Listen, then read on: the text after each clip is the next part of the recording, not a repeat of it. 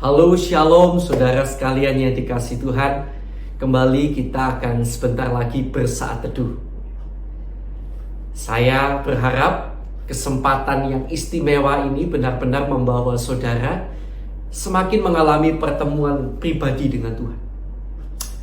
Dia terlalu indah, dia terlalu luar biasa. Dan saya rindu lewat acara ini saudara bertemu secara pribadi dengan Tuhan. Saudara semakin mengalami Tuhan. Saudara semakin dekat dengan Tuhan. Haleluya. Mari kita menjadi orang yang bagaikan mengejar hadirnya Tuhan. Mengejar saat-saat bersama Tuhan. Dan percayalah saat-saat itu adalah saat-saat yang terindah dalam hidup kita.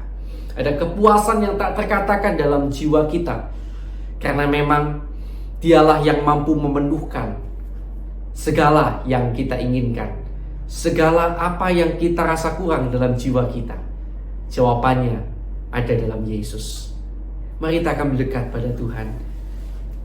Mari kita katakan pada Tuhan, dekat padamu Tuhan, itu rinduku.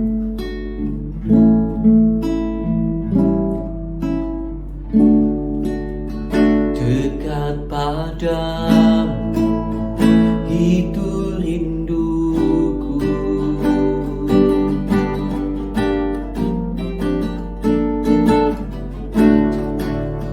Setiap kataku kau pun menunggu. Tak kusangka ku temukan satu kasih yang abadi.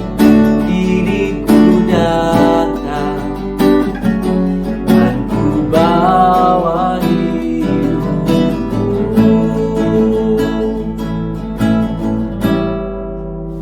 memandang wajahmu, mengikuti kebaikanmu, mengejar hadirmu dalam hidupku, membawa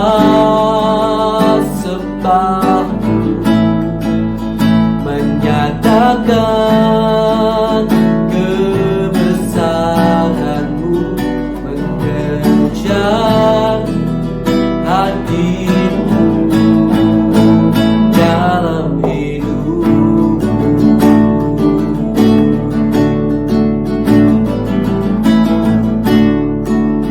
Dekat padamu, itu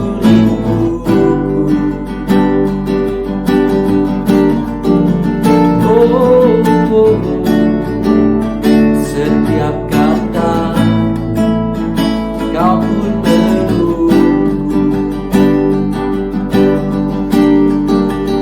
Tak kusangka ku temukan satu kasih yang abadi. Diriku datang dan ku bawa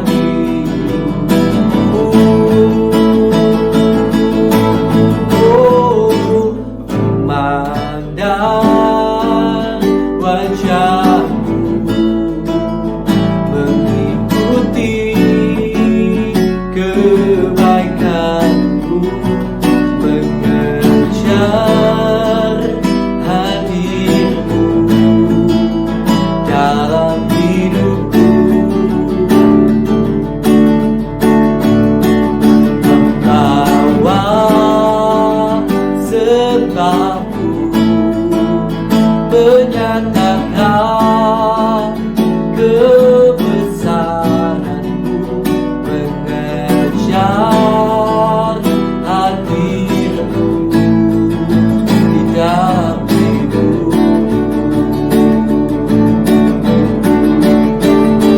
memandang wajahmu, mengikuti kebaikanmu,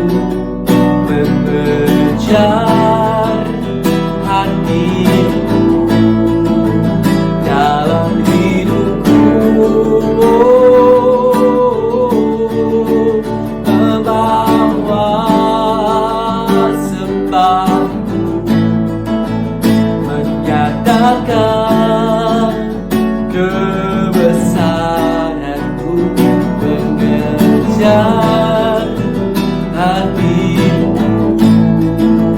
dalam hidup, memandang wajahmu Yesus, mengikuti kebaikanmu, mengejar hadirmu di dalam hidupku,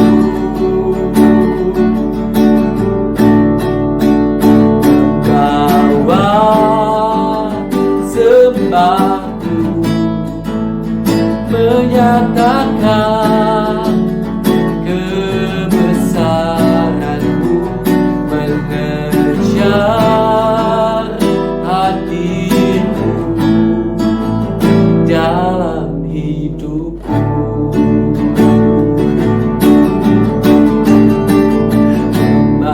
memandang Yesus wajahmu, mengikuti kebaikanmu, mengejar hadirmu dalam hidupku, membawa sembahku, menyatakan kebesaranmu, mengejar hadirmu dalam hidupku. Oh,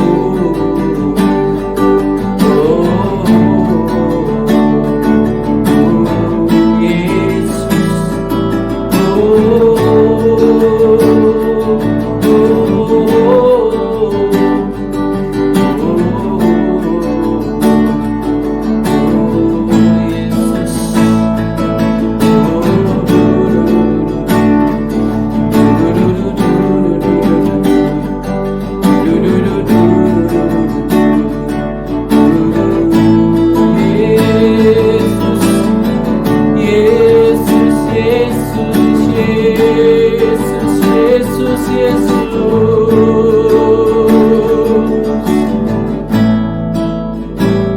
memandang wajahmu, mengikuti kebesaran, mengejar hatimu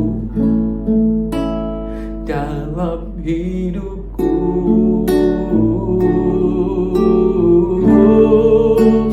membawa sembahku, menyatakan kebesaranmu, mengejar hadirmu dalam hidupku. Oh, haleluya Yesus, haleluya Yesus, Yesus.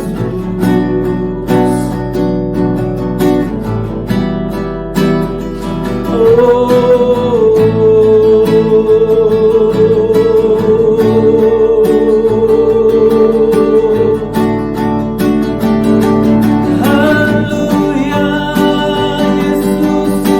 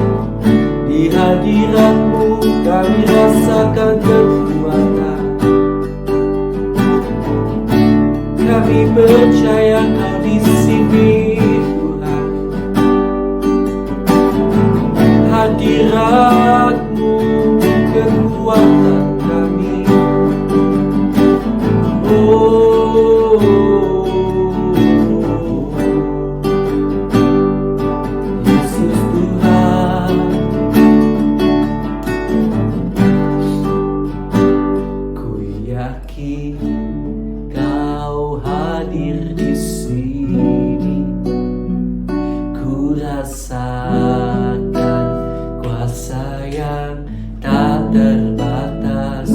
Ku yakin Kau nyata di sini. Kemenangan terjadi di sini. Ku yakin Kau hadir di sini. Ku rasakan kuasa yang tak terbatas. Ku yakin Kau nyata di sini. Kemenangan terjadi di sini. Ku yakin Kau hadir di sini. Ku rasakan kuasa yang tak terbatas. Ku yakin Kau nyata di sini. Kemenangan terjadi di sini.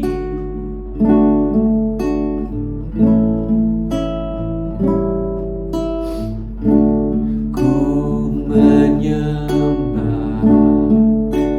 dalam kudus hadirat-Mu. Hampiri tata kasih karunia-Mu Bapa.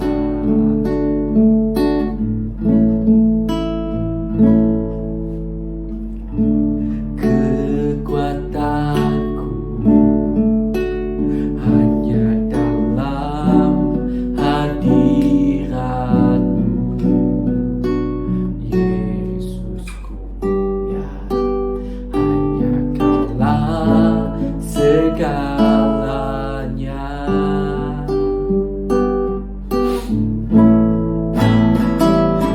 Yakin Kau hadir di sini.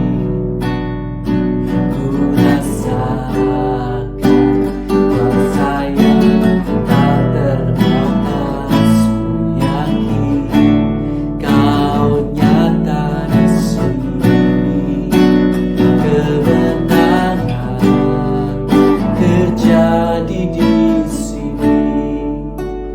Kemenangan terjadi di sini.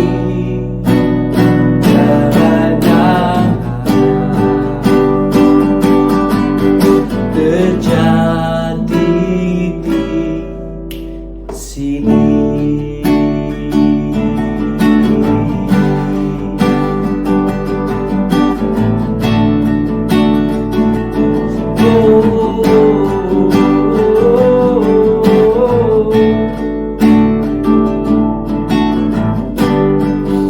Kami rasakan hadirat-Mu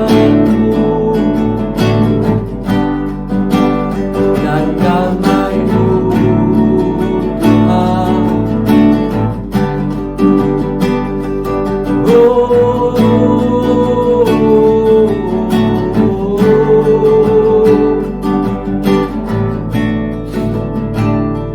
Terima kasih Yesus. Terima kasih Tuhan. Haleluya. Terima kasih Tuhan buat saat yang begitu indah. Sampai rasanya tidak ingin berhenti kami memuji memuliakan nama-Mu Tuhan. Kau sangat luar biasa. Engkau sangat indah. Saat bersama-Mu itu adalah saat yang teristimewa dalam hidup kami, melebihi apapun Tuhan.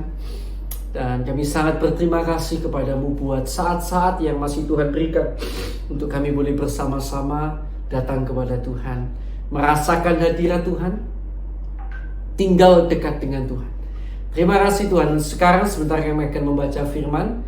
Kiranya Tuhan akan mengurapi kami dengan Roh Kudus, dan Tuhan kiranya memberikan rema firman Tuhan supaya kami punya penuju arah apa yang harus kami kerjakan hari ini. Terima kasih Tuhan. Di dalam nama Tuhan Yesus Kristus. Haleluya. Amin. Puji Tuhan.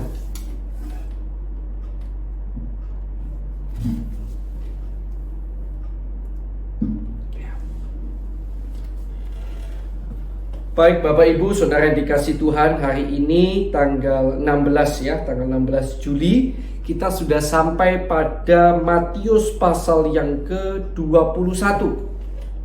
Wow, hari ini ayatnya cukup banyak ya, ada banyak sekali. Saya akan bacakan bagi saudara. Saudara tetap membaca dari Alkitabnya. Saya akan coba bacakan dengan cepat, sedikit cepat ya. Saudara coba ikuti. Yesus dielulukan di Yerusalem. Ketika Yesus dan murid-muridnya telah dekat Yerusalem dan tiba di Betfage yang terletak di Bukit Zaitun, Yesus menyuruh 2 orang muridnya dengan pesan, "Pergilah ke kampung yang di depanmu itu, dan di situ kamu akan segera menemukan seekor keledai betina tertambat dan anaknya ada dekatnya. Lepaskanlah keledai itu dan bawalah keduanya kepadaku. Dan jikalau ada orang menegur kamu, katakanlah, Tuhan memerlukannya, ia akan segera mengembalikannya." Hal itu terjadi supaya genaplah firman yang disampaikan oleh Nabi. "Katakanlah kepada putri Sion, lihat rajamu datang kepadamu, ia lemah lembut dan mengendarai seekor keledai beban yang mudah." Maka pergilah murid-murid itu dan berbuat seperti yang ditugaskan Yesus kepada mereka.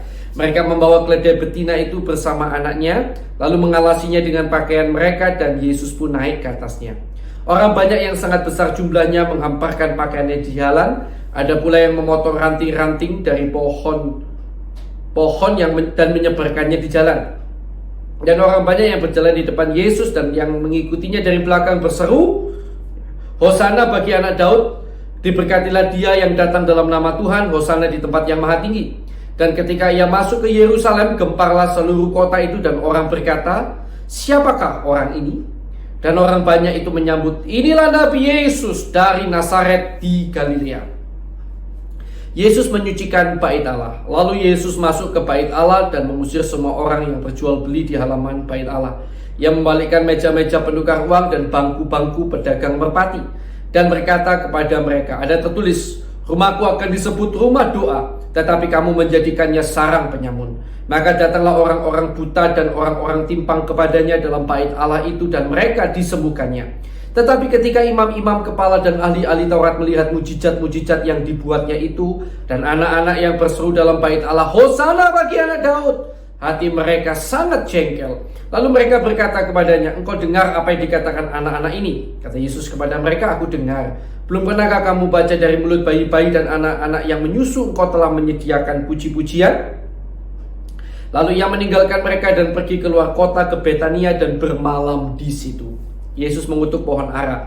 Pada pagi-pagi hari dalam perjalanannya kembali ke kota, Yesus merasa lapar. Di dekat jalan ia melihat pohon ara lalu pergi ke situ, tetapi ia tidak mendapat apa-apa pada pohon itu selain daun-daun saja. Katanya kepada pohon itu, "Engkau tidak akan berbuah lagi selama-lamanya." Dan seketika itu juga keringlah pohon ara itu. Melihat kejadian itu tercenganglah murid-muridnya lalu berkata, "Bagaimana mungkin pohon ara itu sekonyong-konyong menjadi kering?"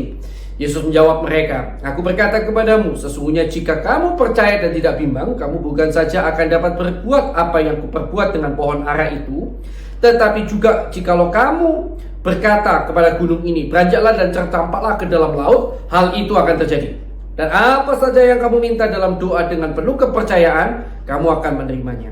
Pertanyaan mengenai kuasa Yesus. Lalu Yesus masuk ke bait Allah, dan ketika ia mengajar di situ, datanglah imam-imam kepala serta tua-tua bangsa Yahudi kepadanya dan bertanya, "Dengan kuasa manakah engkau melakukan hal-hal itu? Dan siapakah yang memberikan kuasa itu kepadamu?" Jawab Yesus kepada mereka, "Aku juga akan mengajukan satu pertanyaan kepadamu, dan jikalau kamu memberi jawabnya kepadaku, aku akan mengatakan juga kepadamu dengan kuasa manakah aku melakukan hal-hal itu. Dari manakah baptisan Yohanes? Dari surga atau dari manusia?" Mereka memperbincangkannya di antara mereka dan berkata, "Jikalau kita katakan dari surga, ia akan berkata kepada kita, 'Kalau begitu mengapakah kamu tidak percaya kepadanya?' Tetapi jikalau kita katakan dari manusia, kita takut kepada orang banyak, sebab semua orang menganggap Yohanes ini nabi." Lalu mereka menjawab Yesus, "Kami tidak tahu." Dan Yesus pun berkata kepada mereka, "Jika demikian, aku juga tidak mengatakan kepadamu dengan kuasa manakah aku melakukan hal-hal itu." Perumpamaan tentang 2 orang anak. "Tetapi apakah pendapatmu tentang ini? Seorang mempunyai dua, tetapi apakah pendapatmu tentang ini? Seorang mempunyai dua anak laki-laki. Ia pergi kepada anak yang sulung dan berkata, anakku, pergi dan bekerjalah hari ini dalam kebun anggur. Jawab anak itu, baik bapak. Tetapi ia tidak pergi. Lalu orang itu pergi kepada anak yang kedua dan berkata demikian juga. Dan anak itu menjawab, aku tidak mau. Tetapi kemudian ia menyesal lalu pergi juga. Siapakah di antara kedua orang itu yang melakukan kehendak ayahnya? Jawab mereka, yang terakhir. Kata Yesus kepada mereka, aku berkata kepadamu, sesungguhnya pemungut-pemungut cukai dan perempuan-perempuan sundal akan mendahului kamu masuk ke dalam kerajaan Allah. Sebab Yohanes datang untuk menunjukkan jalan kebenaran kepadamu dan kamu tidak percaya kepadanya. Tetapi pemungut-pemungut cukai dan perempuan-perempuan sundal percaya kepadanya, dan meskipun kamu melihatnya, tetapi kemudian kamu tidak menyesal dan kamu tidak juga percaya kepadanya. Perumpamaan tentang penggarap-penggarap kebun anggur. Dengarkanlah suatu perumpamaan yang lain. Adalah seorang tuan tanah membuka kebun anggur dan menanam pagar sekelilingnya. Ia menggali lubang tempat memeras anggur dan mendirikan menara jaga di dalam kebun itu. Kemudian ia menyewakan kebun itu kepada penggarap-penggarap lalu berangkat ke negeri lain. Ketika hampir tiba musim petik, ia menyuruh hamba-hambanya kepada penggarap-penggarap itu untuk menerima hasil yang menjadi bagiannya. Tetapi penggarap-penggarap itu menangkap hamba-hambanya itu. Mereka memukul yang seorang, membunuh yang lain, dan melempari yang lain pula dengan batu. Kemudian Tuhan itu menyuruh pula hamba-hamba yang lain. Lebih banyak daripada yang semula. Tetapi mereka pun diperlakukan sama seperti kawan-kawan mereka.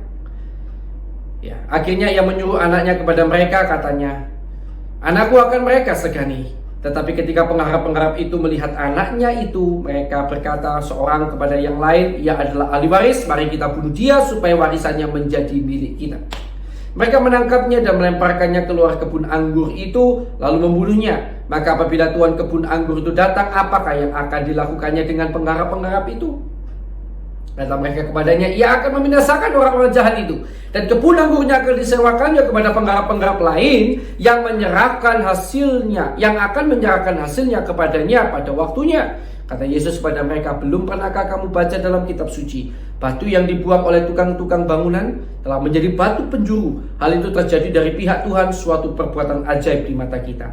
Sebab itu aku berkata kepadamu, bahwa kerajaan Allah akan diambil daripadamu dan akan diberikan kepada suatu bangsa yang akan menghasilkan buah kerajaan itu. Dan barang siapa jatuh ke atas batu itu, ia akan hancur, dan barang siapa ditimpa batu itu, ia akan remuk. Ketika imam-imam kepala dan orang-orang Farisi mendengar perumpamaan-perumpamaan Yesus, mereka mengerti bahwa merekalah yang dimaksudkannya. Dan mereka berusaha untuk menangkap dia, tetapi mereka takut kepada orang banyak, karena orang banyak itu menganggap dia nabi. Ya, puji Tuhan. Saudara yang dikasihi Tuhan, saya akan ajak saudara melihat ya di dalam ayat ke-10 dan ayat yang ke-11. Ayat 10 dan 11 dikatakan begini, dan ketika ia, yaitu Yesus, masuk ke Yerusalem, gemparlah seluruh kota itu, dan orang berkata, siapakah orang ini? Dan orang banyak itu menyahut, kata mereka apa? Inilah Nabi Yesus dari Nazaret di Galilea. Saudara yang dikasihi Tuhan, sekalipun orang banyak ini dalam sukacita menyambut Yesus, sampai mereka menghamparkan pakaiannya, ranting-ranting dan lain-lain, menyambut dengan kata-kata Hosana bagi anak Daud. Tetapi ternyata orang banyak hanya memahami Yesus sebagai nabi, bukan sebagai Mesias. Seperti Petrus dan teman-temannya. Ketika Petrus ditanya, Petrus menjawab, engkau adalah Mesias, anak Allah yang hidup. Tetapi ketika orang banyak ditanya, siapakah dia? Mereka menjawab, Nabi Yesus. Saudara yang kasih Tuhan, inilah yang namanya pengenalan. Pengenalan kita akan Allah itu berbeda-beda. Ada orang yang hanya menganggap Yesus sebagai nabi, dan orang-orang yang menganggap Yesus sebagai nabi mungkin mengeluh-elukan Yesus, karena mereka melihat bagaimana Yesus membuat begitu banyak mujizat yang tidak pernah mereka lihat sebelumnya. Dan mereka hanya berhenti pada Yesus sebagai nabi, Yesus yang mampu menolong mereka dalam dunia saat ini dari penyakit mereka, dari kesusahan, dari masalah mereka. Tetapi jangan salah, orang banyak ini pula yang nantinya akan dapat dihasut oleh imam-imam kepala, ahli Taurat dan orang Farisi untuk berkata, salibkan dia, salibkan dia. Saudara yang kasih Tuhan, kalau kita pengenalan akan Kristus hanya menganggap Kristus sebagai nabi, pembuat mujizat, ya, orang yang dapat menolong kita dalam hal-hal duniawi, suatu saat ketika Yesus tidak buat mujizat, kita juga akan bisa berkata, salibkan dia. Ketika orang banyak itu mungkin melihat Yesus bersama Pilatus habis dipukuli oleh prajurit-prajurit dan Yesus tidak bisa berbuat apa-apa, mungkin orang banyak langsung akan berkata, salibkan Yesus. Kenapa? Wah, jangan-jangan mujizatnya selama ini bohong. Buktinya hari ini dia dipukuli sama prajurit-prajurit Romawi, diam saja kok. Ya. Dan mereka mulai berkata, salibkan dia, salibkan dia. Seolah-olah Yesus adalah pembuat mujizat palsu. Karena pengenalan mereka yang belum tepat tentang Yesus. Nah, kalau pengenalan kita juga pada Yesus masih sangat rendah sekali. Kita hanya menganggap Yesus sebagai penolong kita dalam hidup-hidup dunia ini. Suatu saat kita juga akan bisa berkata seperti mereka. Ketika masalah datang dan Yesus tidak kunjung tolong, karena kali ini itu harus kita hadapi. Kali ini Yesus sama seperti waktu Yesus di kayu salib. Kali itu Yesus tidak buat mujizat. Yesus tidak turun dari salib. Yesus tidak bungkam semua prajurit-prajurit itu. Walaupun dia pasti bisa. Dia pembuat mujizat. Tapi pada saat itu dia tidak buat mujizat. Kenapa? Karena ada rencana Tuhan yang harus terjadi. Saudara, ketika rencana Tuhan harus terjadi, bisa jadi tidak ada mujizat yang terjadi. Dan kita harus menjalani jalan yang berat itu. Tetapi tetaplah percaya bahwa di balik kematian ada kebangkitan. Artinya ada sesuatu yang jauh lebih baik yang disediakan oleh Tuhan di balik semua penderitaan yang diizinkan Tuhan terjadi dalam hidup kita seketika waktu lamanya. Miliki pengenalan yang mendalam tentang Yesus. Dia bukan hanya nabi. Dia adalah Mesias, juru selamat kita, yang bukan hanya menyelamatkan kita untuk perkara dunia ini, tetapi sampai untuk perkara dunia yang akan datang, kerajaan surga yang kekal. Puji Tuhan. Mari kita akan datang pada Tuhan. Kita akan lebih dulu berdoa buat firman Tuhan yang sudah kita dengar dan kita renungkan bersama-sama. Haleluya Yesus. Bahwa kami mengenal-Mu lebih dalam Tuhan. Bahwa kami mengenal dan percaya bahwa Engkau benar-benar juru selamat. Bukan hanya sekedar nabi atau pembuat mujizat, tapi juru selamat, penolong kami. Bukan hanya di dunia ini, tapi sampai dalam kekekalan di kerajaan surga. Thank you Jesus. Saudara yang kasih Tuhan, mungkin sekarang saudara ada teringat nama-nama yang mana orang-orang ini belum percaya Yesus. Mungkin sebutkan 3 nama saja. Lalu kita fokus doakan ya masing-masing nama-nama ini supaya mereka boleh terbuka kesempatan menerima Yesus sebagai Tuhan dan Juru Selamat dalam hidup mereka. Mari kita akan berdoa bersama-sama.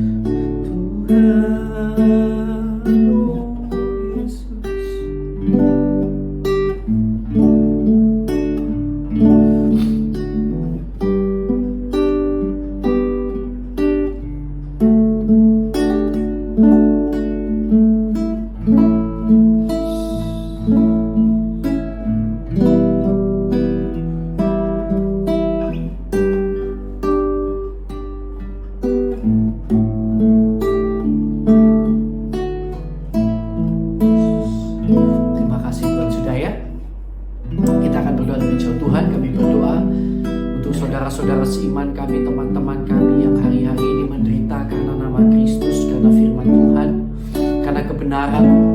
Kami berdoa buat mereka, kuatkan mereka Tuhan, kuatkan mereka dan keluarga mereka. Jangan biarkan ada satupun yang hancur ataupun jatuh Tuhan. Dan kalau boleh tentu kami berdoa, Tuhan lepaskan mereka dari segala aniaya yang berat itu, bahkan kematian yang begitu mengerikan. Tapi kami kembalikan semuanya dalam tangan-Mu Tuhan. Biarlah Tuhan kehendak-Mu yang terjadi. Dan kami berdoa Bapa untuk bangsa negara kami Indonesia. Ampuni bangsa kami, ampuni pemimpin bangsa kami, ampuni pendahulu bangsa kami. Bahkan ampuni kami umat-Mu di Indonesia yang bersalah di hadapan-Mu. Kiranya Tuhan akan mencurahkan hujan pertobatan, hujan belas kasihan, kesejahteraan atas bangsa kami Indonesia. Hari-hari ini bangsa kami harus bergumul menghadapi COVID-19 Tuhan, virus yang merajalela di mana-mana, begitu banyak korban berjatuhan. Tuhan tolong bangsa kami agar segera keluar dari masalah ini Tuhan. Bahkan boleh tampil sebagai pemenang, bahkan boleh percaya dan terima Tuhan dalam kehidupan mereka. Bukalah jalan bagi bangsa kami Tuhan untuk percaya Padamu. Kami terus berdoa bagi bangsa kami. Dan kami juga berdoa untuk anak-anak-Mu yang mendapat sebutan sebagai seorang pendeta, memiliki gelar teologia, memiliki titel kependetaan. Tuhan, berikan kami semuanya hati yang tulus, ikhlas, melayani Tuhan. Cukupkan segala yang kami butuhkan. Dan kiranya Tuhan akan memperlengkapi kami lebih-lebih lagi, sehingga kami lebih efektif dalam melayani Tuhan. Semakin hari semakin diperlengkapi, dan semakin banyak jiwa yang dimenangkan. Kemuliaan nama Tuhan yang sudah dimenangkan, dijaga, bahkan didewasakan di dalam Tuhan. Terima kasih Tuhan, dalam nama Tuhan Yesus. Dalam nama Yesus, terima kasih Tuhan. Haleluya. Nah, sekarang kita akan berdoa bersama-sama bagi yang sakit, yang dalam masalah maupun yang terikat oleh dosa. Mari kita akan berdoa bersama-sama. Dalam nama Tuhan Yesus, kami berdoa bagi sahabat kami, saudara kami yang hari-hari ini sakit, di rumah sakit, di rumah maupun di berbagai tempat. Kami percaya bahwa Tuhan memiliki kuasa yang dapat menjamah mereka. Sekalipun kami tidak bertemu secara langsung, tapi kuasa Allah mampu turun menjamah mereka. Karena itu kami berdoa di dalam nama Tuhan Yesus Kristus. Bapa, kiranya Kau jamah, tolong sembuhkan yang sakit ini dalam nama Tuhan Yesus Kristus. Dalam nama Tuhan Yesus. Bahkan Tuhan berikan mereka kekuatan iman untuk terus bersyukur, berharap, dan bergantung kepada Tuhan.